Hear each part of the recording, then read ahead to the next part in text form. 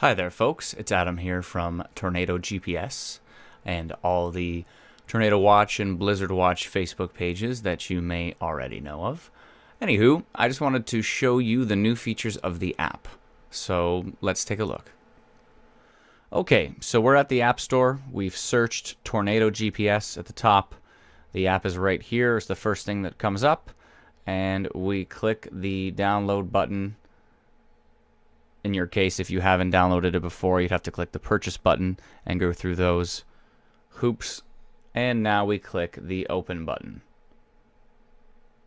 When it first opens, it's going to ask to access your location, even when you're not using the app. This will allow us to open the app directly onto your location, which makes the app much faster to use. And eventually, when we add push notifications, this will also be quite beneficial. So we're going to go with allow. And then here's the terms of use. This is quite an extensive document. We would really appreciate it if you read the whole thing and agreed to all the terms in this document. So we're going to go ahead. We've read it. We're going to go ahead and scroll all the way to the bottom.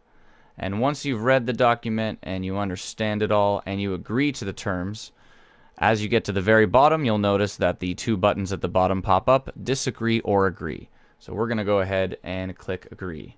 You will only have to do this the first time you use the app. So here's your main menu. You notice that there's the current location at the bottom, which is where we're located. If we click on that, right where we're located right now, there's no alerts nearby. So you'll notice that. We click on the back button. And if we click on the search function now, this is much improved. So in the beginning, you'll see a big blank list of your favorites that don't exist yet. Click the search button at the bottom right. This is critical. If you search up here, you're going to search an empty list, so nothing will come up. But if you click the search button at the bottom right, then when you click search locations, anything should come up. So we're going to go with a location right now because there's not many alerts in North America, but we're going to go with Pine Bluff. And let me just type Pine Bluff and hit search. There we go. Pine Bluff, Arkansas came up at the very top. Let's click that one. So when you click a location, it's going to ask you if you want to save it to your favorites. You can choose yes or no. This is up to you. In this case, we're going to go with yes. Perfect. So now if you notice at the very bottom, we're not actually inside of a flood warning. So that's why we only have activity. So here we have activity. Watch would be the second tier, and warning is the very top tier. So this app actually works with any severe weather alerts. It's not just made for tornadoes. It works with blizzards. It works with snow squalls. It works with any severe weather alert from Environment Canada and or the National Weather Service in the US. So at the bottom here you see flood warning. We are 35 miles from it. We're not actually inside of it, but it's still alerted us to the fact that it's near us. So if we click the bottom here now that we actually have something to read, you'll notice you have a flood warning, which is, again, 56 kilometers away. And if you click on the main screen, you can kind of scroll it whichever way you'd like. But if you click on the little details, you can actually read through all of the details for that particular alert. So there we are. We have every alert in the vicinity near us.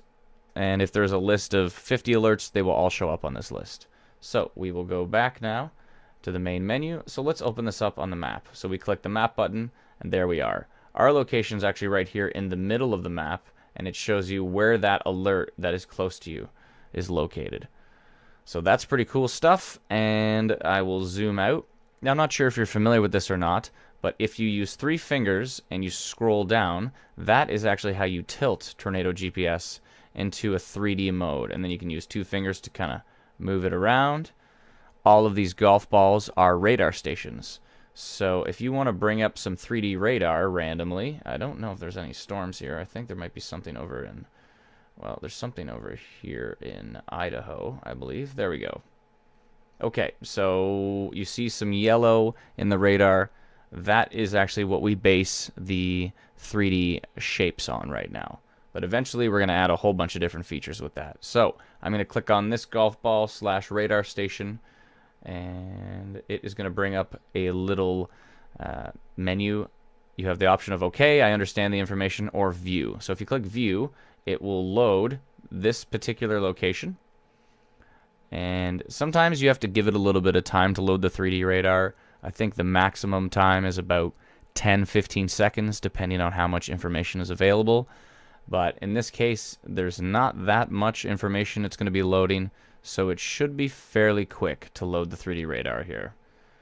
So as soon as it does, we will zoom in and show you. Well, yeah.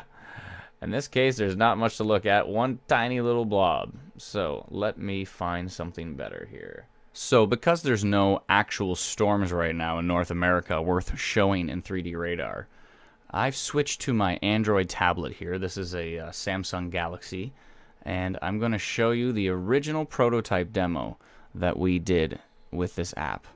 So this is the Moore, Oklahoma tornado of May 20th, 2013, and this was rated as an EF5 tornado. So when you go up to a storm in 3D, again, if you take 3 fingers, you can tilt. And in this case, you can actually see the 3D funnel with this detail of radar.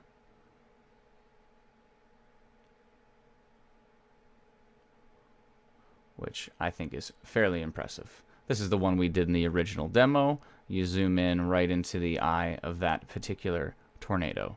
Now this is reflectivity. If you're familiar with that, it's rain radar. So this is basically the rear flanking downdraft wrapping around the storm, but it definitely shows you the structure of the wall cloud and potentially funnel cloud coming down the storm. Now, in all of these storms that you see in 3D radar, you can zoom in, you can go right into the belly of the storm if you'd like, which is quite entertaining. As you notice, the tops of the storms are sliced off here. In the current version of the app, the tops are actually fully rendered. So you can see all of the detail of the height of the storm and, well, basically all of that information at once, which is quite interesting, I think, in 3D radar. And hopefully you enjoy it as well, too. So, long story short, that is the 3D radar part of Tornado GPS. And all the new search features will allow you to save your location, your family's location, so that you can tell your family and friends if there's any severe weather approaching. And right now we don't have it implemented yet, but we are working towards it. We've already got it prototyped, and that is animated 3D radar. So eventually you'll be able to watch the entire 3D structure. So it all starts over here on the left. There is the funnel cloud, potentially rear flank downdraft structure from this storm in 3D. Let's watch the animation again. You can see it touch down and move forward.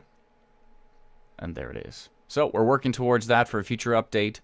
Right now we improve the search features, the warning details, and there's lots more to come. So thank you very much for your patience and support, and we will be updating as soon as possible. Cheers.